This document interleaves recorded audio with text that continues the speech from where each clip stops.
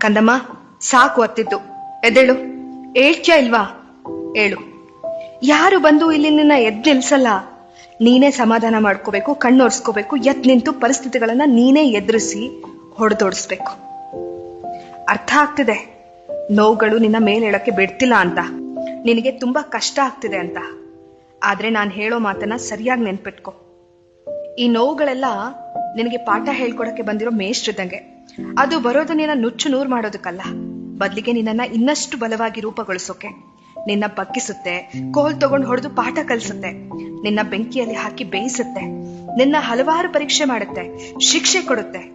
ಇದೆಲ್ಲದರ ಪರಿಣಾಮವಾಗಿ ನೀನು ಪಾಠ ಕಲಿತ್ಯಾ. ನೀನ್ ಪಾಠ ಕಲಿಯೋವರೆಗೂ ಅದು ಬಿಡೋದಿಲ್ಲ.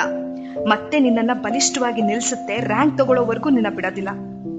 ನಿನ್ನ ಮನಸ್ಸಿಗೆ ಆಗಿರೋ ಪ್ರತಿಯೊಂದು ಆಘಾತ, ಗಾಯದ ಕುರಿತು ಒಂದೊಂದು ಪಾಠ. ನಿನ್ನ ಪ್ರತಿಯೊಂದು ಕಣ್ಣೀರು ಒಂದೊಂದು ಕತೆ. ನೀನ್ ಪಡ್ತಿರೋ ಪ್ರತಿಯೊಂದು ಕಷ್ಟ ನಿನ್ನಲ್ಲಿರೋ ಹೊಸ ಆವೃತ್ತಿಯನ್ನ ಹೊರಗೆ ತಂದು ಮತ್ತಷ್ಟು ಗಟ್ಟಿ ಮಾಡುತ್ತೆ ನಿನ್ನನ್ನ. ಈ ಕಷ್ಟದ ದಿನಗಳು ಬಹುಶಃ ಕೊನೆನೇ ಆಗೋದಿಲ್ಲ ಅಂತ ನಿನಗೆ ಅನಿಸ್ತಾ ಇರಬಹುದು.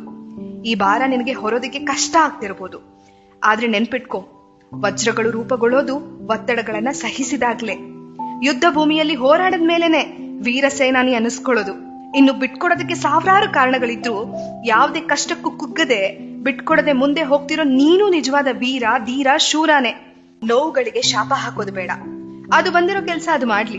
ಮನಸ್ಸನ್ನ ದೃಢ ಮಾಡ್ಲಿ, ಗಟ್ಟಿ ಮಾಡ್ಲಿ, ನಿನ್ನನ್ನ ಮುಂದೆ ಬರುವ ದಾರಿಗೆ ಸಿದ್ಧ ಮಾಡ್ಲಿ. ಯಾಕೆಂದ್ರೆ ಒಂದಿನ ಈಗ ನೀನು ಅನುಭವಿಸಿದ ಯಾತನೆ ನಿನ್ನ ಆಯುಧವಾಗುತ್ತೆ. ಈ ಪಾಠ ನಿನಗೆ ಮುಂದೆ ಹೋಗೋಕೆ ಸಾಕಾರ ಆಗತ್ತೆ, ನಿನ್ನು ಇನ್ನೂ ಉತ್ತಮವನ್ನಾಗಿಸುತ್ತೆ, ನಿನ್ನ ದಾರಿಗೆ ಹೂ ಚೆಲ್ಲುತ್ತೆ, ಗೆಲುವನ್ನ ನಿನಗೆ ತಂದುಕೊಡುತ್ತೆ. ನೀನೊಂದು ಶಕ್ತಿ ಆಗ್ಬೇಕು ಅಂದ್ರೆ ಈಗ ನೀನು ಬೆಂಕಿಯಲ್ಲಿ ಬೇಯಲೇಬೇಕು, ಕಷ್ಟ ಪಡ್ಲೇಬೇಕು. ಅರ್ಥ ಆಯ್ತಾ? ಎದ್ದೇಳು, ಏಳು. ನೀ ಕೇಳ್ತಿದ್ದೀರ ಭಾವಗಳ ಧ್ವನಿ. ನಾನು ಕನ್ನಡದ ಅಪ್ಪಟ ಅಭಿಮಾನಿ